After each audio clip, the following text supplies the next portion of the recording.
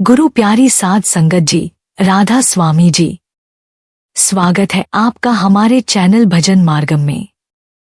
आप सभी सत्संगियों को, आप सभी के भीतर विराजमान उस कुल मालिक को कोटि कोटि प्रणाम। संगत जी, आज का यह सत्संग बहुत ही प्यारा, भावपूर्ण और रूहानी अनुभवों से भरा हुआ है। अक्सर हम सबके मन में यह सवाल आता है, क्या हमारी आत्मा का कोई असली घर है? क्या यह दुनिया जिसे हम रोज देखते और जीते हैं ही सब कुछ है, या इसके पार भी कोई ऐसी जगह है जहां सिर्फ सुकून हो, कोई डर न हो और चारों तरफ सिर्फ प्यार और रोशनी फैली हो? आज हम एक ऐसी ही अनमोल यात्रा की ओर चलेंगे, एक अंदर की यात्रा जो हमें हमारे असली ठिकाने तक ले जाती है। संत बताते हैं कि यह कोई कल्पना नहीं है, बल्कि हजारों सालों से संतमत में सिखाया गया सच है। हम सब इस दुनिया में केवल मेहमान हैं। हमारा असली घर वहाँ है जहाँ अनहद नाद की मीठी ध्वनि लगातार गूंजती रहती है, जहाँ दिव्य प्रकाश है और ऐसा आनंद है जिसे शब्दों में बयान नहीं किया जा सकता। संत इस जगह को भंवर गुफा कहते हैं। यह कोई बाहर की गुफा नहीं है, बल्कि हमारे भीतर की वह अवस्था है जहां आत्मा अपने मालिक से मिलने के लिए बढ़ती है। कुछ संत इसे सोहंग भी कहते हैं, जिसका मतलब है मैं वही हूँ। जब आत्मा वहां पहुंचती है तो उसे एहसास हो जाता है कि अब मैं और मेरा प्रभु अलग नहीं रहे। यही है चौथा आध्यात्मिक लोक, सृष्टि का सबसे ऊंचा तल, जहां हर साधक की प्यास बुझती है। लेकिन वहां तक पहुंचना आसान नहीं है। इसके लिए सिर्फ जानकारी काफी नहीं, बल्कि गहरा अभ्यास, पूरा समर्पण और सद्गुरु की कृपा बहुत जरूरी है। यह यात्रा अचानक नहीं खुलती, बल्कि धीरे धीरे, जैसे सुबह की पहली रोशनी अंधकार को हटाती है। आज हम भी उसी पहली रोशनी की पकड़ लेकर आगे बढ़ेंगे और जानेंगे भंवर गुफा में आत्मा की यात्रा के 3 चरण क्या हैं, और वहां आत्मा को कौन कौन से अद्भुत अनुभव होते हैं। संगत जी, यह सत्संग सिर्फ सुनने के लिए नहीं, बल्कि महसूस करने के लिए है। हर बात संतों के अपने सच्चे अनुभवों से निकली है। इसलिए आपसे निवेदन है कि इस सत्संग को पूरे ध्यान, श्रद्धा और प्यार के साथ अंत तक सुनें। हो सकता है यह आपके जीवन की सबसे महत्वपूर्ण यात्रा की शुरुआत बन जाए। और संगत जी, आपसे एक बेनती है, अगर आप हमारे चैनल भजन मार्गम पर पहली बार पधारे हैं तो कृपया इसे जरूर सब्सक्राइब करें, ताकि बाबा जी की अमूल्य शिक्षाएं आपके जीवन में निरंतर पहुंचती रहें। संगत जी, स्वामी जी महाराज ने अपनी पवित्र वाणी हिदायतनामा में आत्मा के उस अद्भुत अनुभव की झलक दी है, जो सुनकर मन ही नहीं, रूह भी कांप उठती है। वे बताते हैं कि जब आत्मा भंवर गुफा तक पहुंचती है तो वह मानो एक अनोखे दिव्य झूले पर बैठी होती है, लेकिन यह झूला बाहर की ओर नहीं, बल्कि भीतर की ओर, अपने परम स्रोत की तरफ घूम रहा होता है।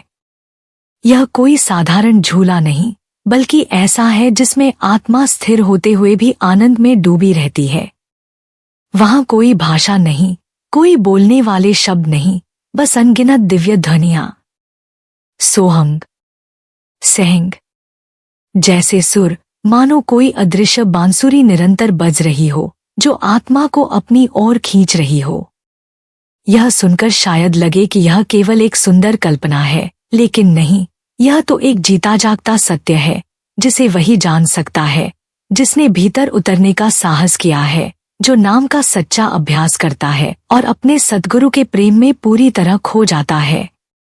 संगत जी, यह रास्ता न तो किसी किताब के पन्नों में मिलेगा, न ही यह बाहर कहीं दिखाई देगा।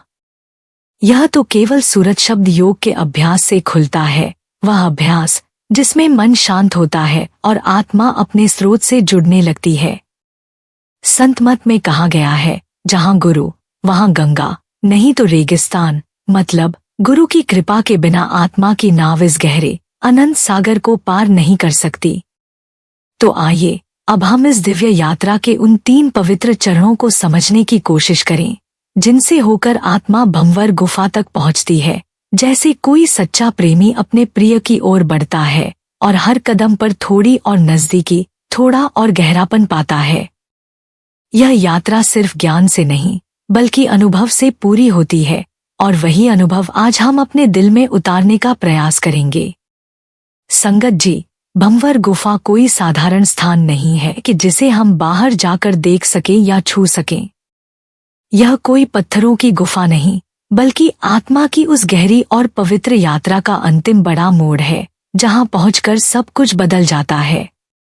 यहां पहुंचने पर जैसे भीतर की सारी उलझनें, तनाव, इच्छाएं और बेचैनियां शांत हो जाती हैं। मन का शोर थम जाता है और भीतर एक गहरी, मौन सी मुस्कान बजने लगती है, जैसे आत्मा अपने ही घर का दरवाजा देख ले। संत मत के अनुसार आत्मा जब अपने असली घर की ओर लौटती है तो उसे कई आंतरिक लोकों से गुजरना पड़ता है। सबसे पहले आता है सहस्त्रदल कमल, जहां मन को पहली बार दिव्य प्रकाश की झलक मिलती है। इसके बाद आता है त्रिकुटी, जहां साधक विचारों की गहराई में उतरकर मन के असली स्वरूप को समझना शुरू करता है। फिर आता है 10वां द्वार, जो भीतर के अनदेखे अद्भुत संसार का प्रवेश द्वार है। इन सबके बाद ही आत्मा पहुंचती है उस रहस्यमय और अद्वितीय स्थान पर, जिसे संतों ने भंवर गुफा कहा है। भंवर गुफा में पहुंचते ही आत्मा अपने सारे बोझ उतार देती है, शरीर का बोझ, मन का बोझ, समय का बोझ, और एकदम हल्की हो जाती है। यह हल्कापन ऐसा होता है जैसे कोई पक्षी आकाश में बिना पंखों के उड़ रहा हो। यहाँ केवल दिव्य प्रकाश है, केवल अनहद नाद की मधुर गूंज है और केवल गहरी शांति है। यही वह अवस्था है जहां आत्मा अपने असली स्वरूप को पहचान लेती है और अनुभव करती है कि मैं वही हूँ, यानी अब परमात्मा से कोई दूरी नहीं रह गई। कबीर साहिब ने इसे बड़ी खूबसूरती से कहा है, भंवर गुफा में सोहंग नाद, आत्मा मिले परम सुख स्वाद। मतलब यहाँ आत्मा परम आनंद का स्वाद चखती है। भंवर गुफा को सृष्टि का सर्वोच्च क्षेत्र कहा गया है, जो अनंत काल की दहलीज पर स्थित है। यहाँ आत्मा अपने और ईश्वर के बीच पूर्ण एकता का बोध करती है, लेकिन यह सचखंड से ठीक पहले का चरण है। सचखंड में जाकर आत्मा पूरी तरह ईश्वर में विलीन हो जाती है। संत बताते हैं कि भंवर गुफा के शब्द प्रवाह इतने मधुर और मोहक होते हैं कि आत्मा केवल उन्हीं पर जीने लगती है। यहाँ किसी प्रकार की इच्छा नहीं बचती, बस प्रभु के दर्शन और उस दिव्य प्रकाश ध्वनि का आनंद लेने की चाह रह जाती है। कबीर साहिब ने अपने लेखन में वर्णन किया है कि यहाँ हंसा, शुद्ध आत्माएं आध्यात्मिक द्वीपों पर निवास करती हैं, जहाँ अलौकिक आनंद के लिए अद्भुत महल बने हैं। ध्यान के अभ्यास में जब साधक इस अवस्था तक पहुँचता है तो उसे अनुभव होता है कि उसके सिवा और कुछ नहीं है, कोई दूसरा अस्तित्व नहीं। इसे भंवर इसलिए कहा गया है क्योंकि यह एक चक्र की तरह घूमता है, जैसे किसी झूले या पालने का घुमाव, लेकिन यह घुमाव बाहर की ओर नहीं, अपने ही स्रोत की ओर होता है। साधक की सूरत से एक लहर उठती है, फिर उसी स्रोत में विलीन हो जाती है। इस घुमाव से जो ध्वनि निकलती है वह सोहंग बांसुरी जैसी मधुर होती है। इस स्थान का शब्द इतना प्रभावशाली है कि साधक यहाँ आत्मा और परमात्मा के एकत्व का स्वाद चखता है, एक ऐसा स्वाद जिसके आगे सारी सांसारिक खुशियां फीकी लगने लगती हैं। संगत जी, यह भंवर गुफा का अनुभव केवल उन लोगों के लिए संभव है जो नाम का सच्चा अभ्यास करते हैं, अपने सद्गुरु की कृपा पर भरोसा रखते हैं और भीतर उतरने का साहस करते हैं। यह यात्रा किताबों से नहीं बल्कि अनुभव से खुलती है, और यह अनुभव ही वह चाबी है जो आत्मा के असली घर का दरवाजा खोलती है। संगत जी, लेकिन इतनी ऊंचाई तक पहुंचने के लिए सिर्फ इच्छा कर लेना ही काफी नहीं होता। यह रास्ता केवल चाहत से नहीं बल्कि प्रेम से बनता है, अभ्यास से मजबूत होता है और सद्गुरु की कृपा से खुलता है। यह कोई साधारण मार्ग नहीं बल्कि 3 अमूल्य साधनों पर टिका है। सिमरन, जो हर पल हमें नाम की याद में जोड़े रखता है, ध्यान, जो भीतर की ज्योति पर मन को स्थिर करता है, और भजन, जो आत्मा को उस अनहद नाद में पूरी तरह लीन कर देता है। अगर इन तीनों को हम पूरे दिल और सच्चाई से अपनाएं तो यह मार्ग धीरे धीरे हमारे लिए भी खुलने लगता है। जैसे किसी पौधे को रोज पानी और देखभाल की जरूरत होती है, वैसे ही इस रूहानी राह पर नियमित साधना, गुरु के वचनों में अटूट श्रद्धा और जीवन में सच्चाई व सादगी बहुत जरूरी है। यही इस यात्रा की जमीन है। जितनी शुद्ध जमीन होगी, उतना गहरा और मजबूत बीज पनपेगा। जैसे जैसे साधक भीतर की ओर यात्रा करता है, वैसे वैसे यह रास्ता और भी सूक्ष्म, कोमल और रहस्यमय होता जाता है। भंवर गुफा तक पहुंचने की यह यात्रा कोई बाहरी दूरी तय करना नहीं है, बल्कि अपने ही भीतर की गहराई में उतरना है। संतमत में इस यात्रा को 3 खास चरणों में बांटा गया है। 3 ऐसे अनुभव जो आत्मा को उसके असली घर की ओर धीरे धीरे लेकिन बहुत प्रेम से लेकर जाते हैं। यह यात्रा किसी लंबी और सीधी सीढ़ी चढ़ने जैसी नहीं है, बल्कि एक बहती हुई नदी जैसी है, जिसमें हर मोड़ पर कोई नया दृश्य, कोई नई खुशबू, कोई नया आनंद खुलता है। यहाँ हर पड़ाव ऐसा है जिसे शब्दों में बांधना मुश्किल है, क्योंकि इसे केवल अनुभव से ही जाना जा सकता है। यही वह अनमोल रूहानी सफर है, जिसमें कदम कदम पर आत्मा अपने स्रोत के और करीब होती जाती है। संगत जी, भंवर गुफा की ओर बढ़ते इस पवित्र सफर का पहला चरण है महाशून्य को पार करना। संतों ने इसे महान शून्य कहा है, एक ऐसा असीम विस्तार जहां कोई रंग नहीं, कोई आवाज नहीं, बस एक गहरी, रहस्यमय खामोशी है। लेकिन यह खामोशी डराने वाली नहीं होती, बल्कि ऐसी लगती है जैसे पूरे संसार का शोर एकदम थम गया हो और अब केवल आप और आपकी सांसें ही बची हों। यह अनुभव ऐसा है मानो सारा बाहरी जगत कहीं खो गया हो और आप अपने असली अस्तित्व के साथ अकेले रह गए हों। संत शिवदयाल सिंह जी महाराज बताते हैं कि यह स्थान इतना सूक्ष्म है कि यहाँ आत्मा, जो स्वयं 12 सूर्यों के समान तेजस्वी होती है, अपनी ही चमक को भी नहीं देख पाती। यहाँ आंखों से कुछ नजर नहीं आता, बस एक गहरी अनुभूति होती है, कुछ खो देने की नहीं, बल्कि सब कुछ छोड़ देने की। यहाँ साधक के मन की परतें एक एक करके खुलने लगती हैं।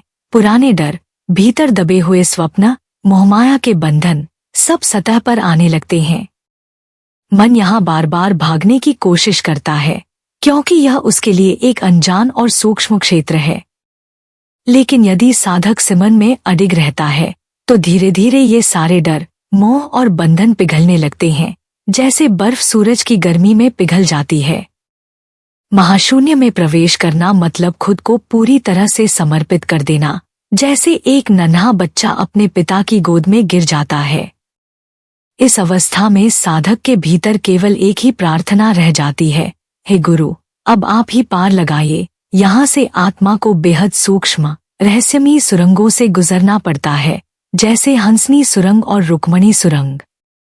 ये कोई भौतिक रास्ते नहीं होते, बल्कि अनुभव के द्वार होते हैं, जिन्हें केवल महसूस किया जा सकता है।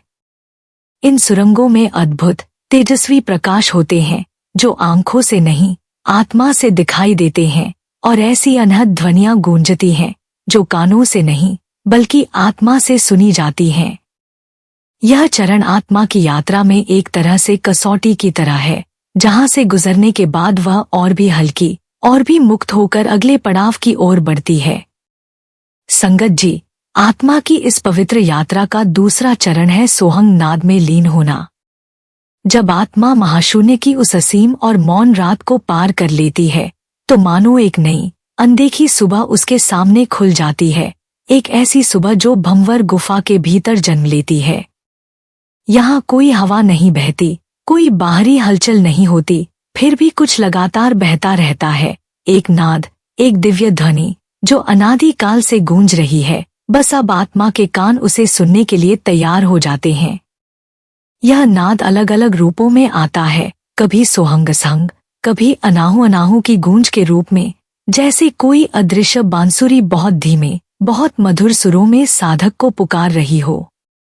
यहाँ न तो किसी प्रकार का शोर है, न कोई सूना खालीपन। यहाँ बस एक निरंतर, मीठी गूंज है, जो भीतर से उठती है और भीतर ही विलीन हो जाती है। इस अवस्था में साधक अब जबरदस्ती ध्यान नहीं करता, बल्कि भजन में सहज प्रेम से डूब जाता है। ध्यान एक अभ्यास नहीं, बल्कि एक स्वाभाविक आनंद बन जाता है, जैसे प्रेमी अपने प्रिय के सामने बैठा हो और समय का पता ही न चले। आत्मा महसूस करती है कि वह उस शब्द के साथ एक अदृश्य झूले पर झूल रही है, एक ऐसा झूला जो न कभी रुका है और न कभी तेज हुआ है, बल्कि सतत और संतुलित लय में बह रहा है। यही वह क्षण है जब आत्मा का मैं, उसकी व्यक्तिगत पहचान, धीरे धीरे गलने लगती है। अब वह कहने लगती है, जो मैं था वह अब नहीं रहा, जो तू था वही अब मैं हूँ। इस अनुभव को शब्दों में पूरी तरह बांध पाना लगभग असंभव है, क्योंकि यह तर्क और भाषा से परे है।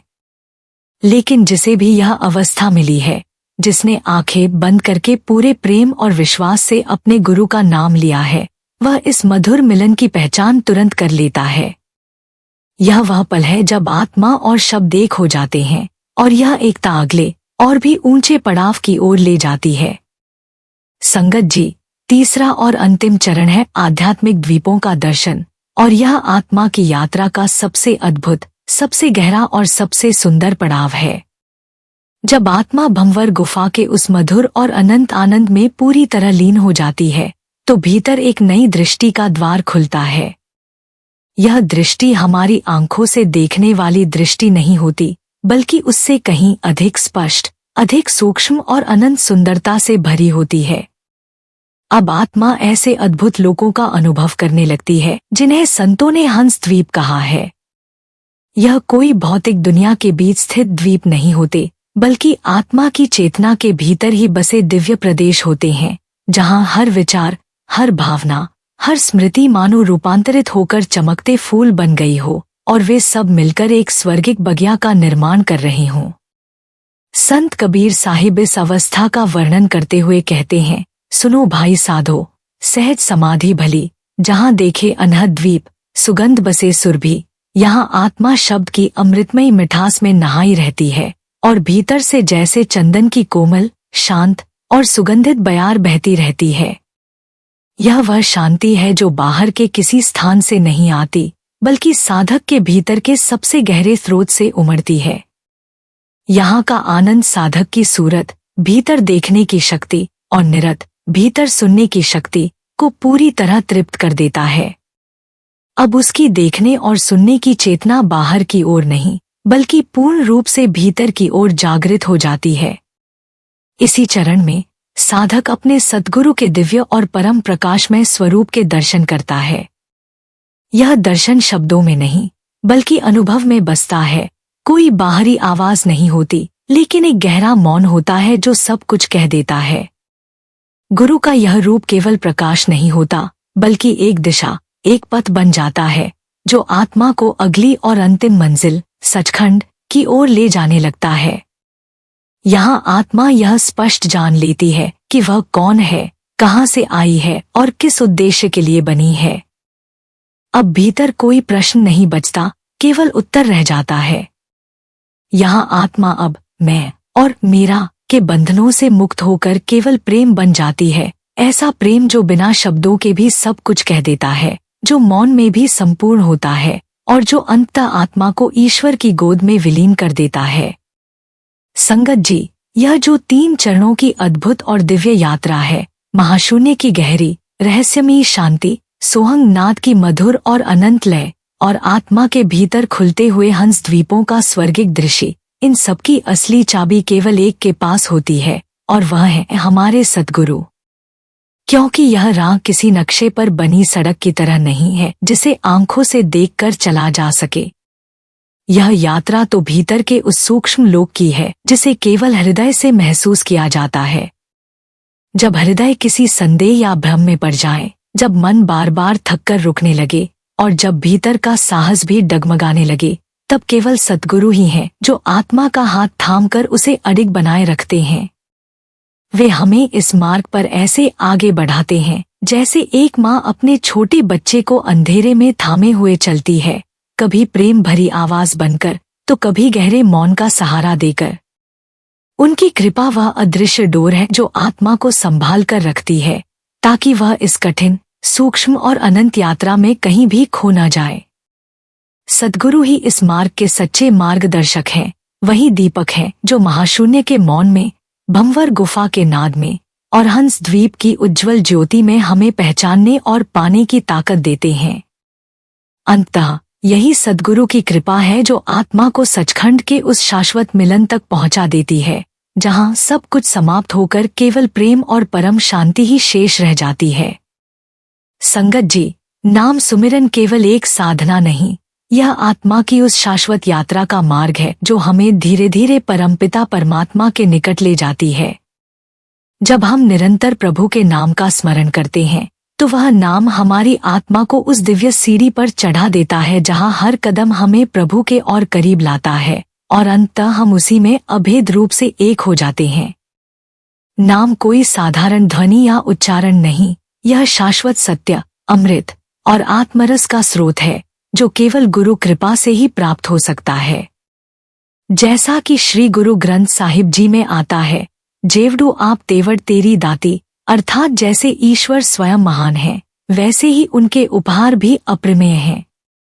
नाम सुमिरन उस उच्चतम शाश्वत उपहार का अनुभव कराता है जिसमें स्वयं अकाल पुरख का साक्षात्कार, उनके शाश्वत खजाने और ब्रह्मा शक्तियों की प्राप्ति सम्मिलित होती है।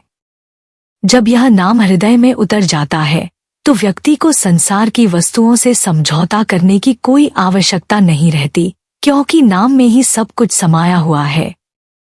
हमें चाहिए कि हम सांसारिक चीजों की कामना छोड़कर केवल उसी सर्वोच्च उपहार की मांग करें जिसमें पारब्रह्म स्वयं समाया हुआ है, क्योंकि जब वह हमारे हो जाते हैं तो उनकी सारी संपत्ति भी हमारी बन जाती है। संगत जी, यही नाम सुमिरन का सबसे बड़ा लाभ है, एक ऐसा दिव्य लाभ जिसे शब्दों में बयान नहीं किया जा सकता। गुरबाणी भी कहती है, किनका एक जिसु जिय बसावे ताकि महिमा गनी न हावे, अर्थात जिसके हृदय में नाम का एक कण भी बस जाता है उसकी महिमा की कोई सीमा नहीं होती। ऐसा व्यक्ति संत हृदय वाला, ब्रह्मा ज्ञानी और पूर्ण खालसा बन जाता है, एक चलती फिरती ज्योति जो स्वयं प्रभु का प्रतिबिंब बन जाती है। नाम अनंत है, जैसे ईश्वर स्वयं अगम, अपार और असीम। यह ब्रह्मांड का मूल है, युगों युगों से विद्यमान, जिसे स्वयं ईश्वर ने रचा है। नाम सुमिरन न केवल आत्मा को प्रभु से जोड़ता है बल्कि हमारे सभी दुखों का अंत करता है, हमारे मन को सदा के लिए आनंद, संतोष और दिव्य प्रेम से भर देता है। यही वह दिव्य अमृत है जिसे पीने के बाद साधक को न तो किसी और साधन की आवश्यकता रहती है न किसी बाहरी सहायता की, वह स्वयं आत्मबल से इतना परिपूर्ण हो जाता है कि जीवन की हर स्थिति में स्थिर, शांत और आनंदित बना रहता है। अतः संगत जी, यह नाम ही वह परम रत्न है जिसकी महिमा अनंत है और जो आत्मा को परमात्मा से एक कर देता है। संगत जी, नाम सुमिरन के लाभ वास्तव में शब्दों में पूरी तरह व्यक्त नहीं किए जा सकते। यह कोई साधारण अभ्यास नहीं बल्कि वह ब्रह्ममयी कृपा है जिसे केवल अनुभव किया जा सकता है। हमने अभी जो कुछ साझा किया है वह केवल एक झलक है उस दिव्य अनुभूति की जो सच्चे भाव से सुमिरन करने पर आत्मा को प्राप्त होती है। असल में नाम सुमिरन के वास्तविक लाभ को जानने के लिए उसे अपने जीवन में उतारना, उसे निरंतर भाव से करना और उसे आत्मा की गहराई से महसूस करना आवश्यक है। ये लाभ स्थूल बुद्धि से नहीं बल्कि सूक्ष्म अनुभूति से समझे जाते हैं। जैसे कोई मीठा फल स्वयं खाकर ही जाना जा सकता है, वैसे ही नाम सुमिरन का मधुर रस भी केवल अनुभव से ही जाना जा सकता है। जो विवरण हमने आपको दिया वह इस ब्रह्मा उपहार, इस अनादि कृपा की केवल कुछ बूंदें हैं। इसका असली सागर तो उस साधक को मिलता है जो सच्चे मन, समर्पण और श्रद्धा से इसका अभ्यास करता है। यह सब कुछ आपको प्रेरित करने के लिए है ताकि आप इस रूहानी यात्रा पर पहला कदम रखें और अपने जीवन को वास्तव में सार्थक बनाएं। लेकिन संगत जी, इसका एकमात्र मूल मंत्र है पूर्ण समर्पण।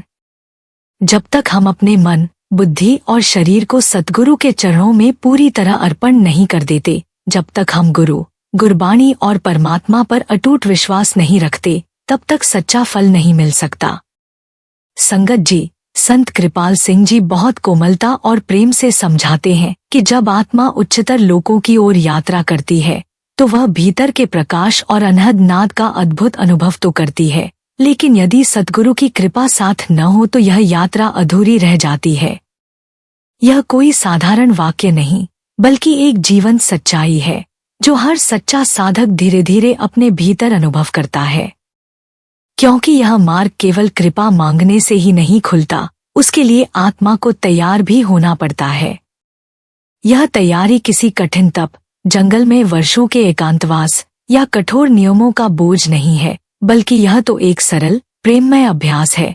हर दिन कुछ समय निकालकर सिमरन करना, यानी नाम को पूरी श्रद्धा और भावना से याद करना, ध्यान करना यानी अपनी चित्त शक्ति को भीतर के दिव्य प्रकाश पर स्थिर करना, और भजन करना यानी उस अनहद नाद में खो जाना जो सृष्टि के आदि से ही गूंज रहा है।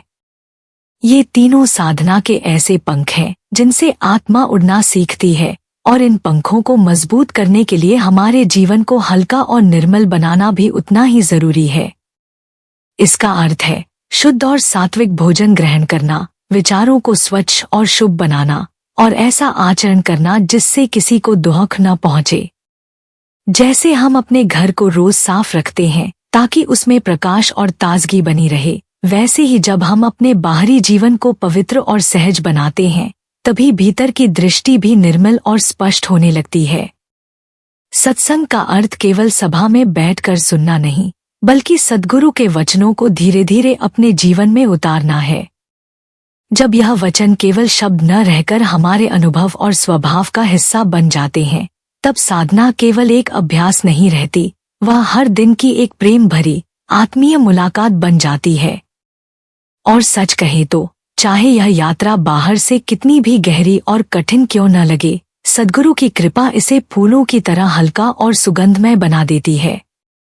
चाहे महाशून्य की नीरव रात हो या भंवर गुफा की आनंदमय सुबह, हर मोड़ पर, हर कदम पर वही अदृश्य कोमल और अटल हाथ आत्मा को थामे रहता है, उसे गिरने नहीं देता, भटकने नहीं देता, और अंततः उसे अपने असली घर तक पहुंचा देता है।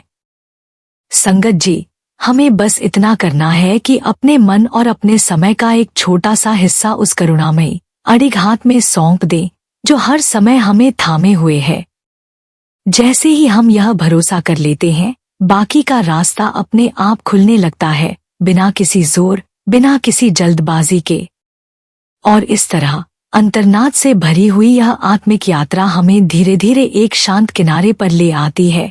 वह किनारा जहां कोई शोर नहीं, कोई भीड़ नहीं, कोई हड़बड़ी नहीं, बस एक गहरी कोमल सी याद कि हम इस संसार में बस थोड़ी देर के मेहमान हैं, रुकने आए हैं, रहने नहीं। भंवर गुफा की यह यात्रा कोई बाहरी दूर का संसार नहीं है, बल्कि हमारे भीतर की वह भूली हुई दिशा है जहां आत्मा बार बार लौटना चाहती है, अपने असली घर, अपने स्रोत की ओर। महाशून्य का वह गहरा आलिंगन सा मौन, सोहंग नाद की वह मधुर अनंत पुकार, और दिव्य द्वीपों की वह सुगंधमयी अनुभूति, ये तीनों हमें एक ही सत्य की ओर बुलाते हैं। तुम कौन हो और कहां से आए हो? अब समय है एक छोटा सा संकल्प लेने का। यह कोई दबाव नहीं, बल्कि भीतर से उठती एक कोमल निमंत्रण सी लहर है। आइए हम सब मिलकर यह निश्चय करें कि आज से हम अपने दिन में कुछ पल नामस्मरण के लिए बचाकर रखेंगे, ध्यान की शांति को अपने जीवन में उतारेंगे, और अपने विचारों को सात्विक, निर्मल और प्रेमपूर्ण बनाएंगे। हम उस परम नाद की ओर चलेंगे जो हमें भीतर से पुकार रहा है, जैसे कोई सदा से प्रतीक्षा करता हुआ मित्र। संत कबीर साहिब ने कहा है, मन तू चल रे सद्गुरु के पास, बिन दर्शन ना ही तृप्ति उपजे, ना ही मिटे उदास। सच में हर आत्मा उस मिलन की प्यासी है, और वह मिलन कहीं दूर नहीं, यहीं पास है। बस आंखें मूंदकर उसे देखना है, हृदय खोलकर उसे सुनना है। सद्गुरु की कृपा तो हर समय, हर क्षण बरस रही है। हमें केवल अपने पात्र को उलटकर, उसे खाली कर, उस अमृत वर्षा को स्वीकार करना है, ताकि यह यात्रा केवल शब्दों की नहीं, बल्कि हमारे अपने जीवन की बन जाए।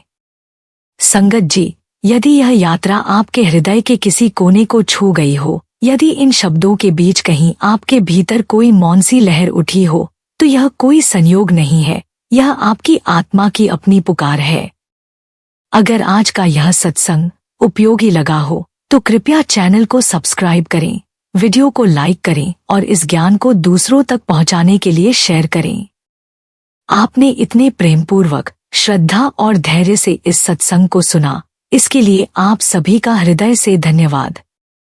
और अब जब भी आप अपनी आंखें बंद करें तो एक गहरी सांस लें और भीतर से यह अनुभव करें कि शब्द वहां भी गूंज रहा है जहां कोई बोल नहीं रहा, प्रकाश वहां भी दमक रहा है जहां कोई दीपक नहीं जला, और वह प्रेम जिसकी तलाश में हम जाने कितने जन्म भटके हैं, वह प्रेम तो हर क्षण, हर सांस के साथ हमारे भीतर ही सांस ले रहा है।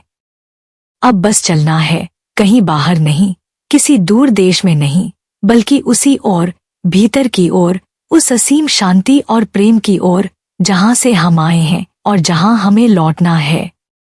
राधा स्वामी जी।